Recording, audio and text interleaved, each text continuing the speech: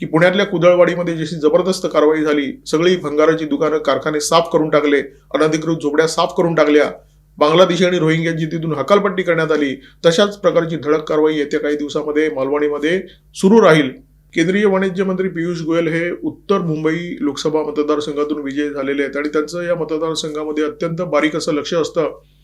रविवारी त्यांनी बोरिवली महानगरपालिकेच्या कार्यालयामध्ये पालिका, पोलीस आणि सरकारी अधिकाऱ्यांची बैठक घेतली. या बैठकीमध्ये जिल्हाधिकारी सुद्धा उपस्थित होते, डीसीपी उपस्थित होते, पालिकेचे अधिकारी, पोलीस अधिकारी सगळे उपस्थित होते. आणि त्या बैठकीमध्ये त्यांनी असं निक्षून सांगितलं की कोणत्याही परिस्थितीमध्ये मी मालवणीत बांगलादेशींच्या झोपड्या सहन करणार नाही आणि कोणत्याही परिस्थितीमध्ये या झोपड्या साफ करायला हव्या, या झोपड्यांवर कठोर कारवाई करायला हवी.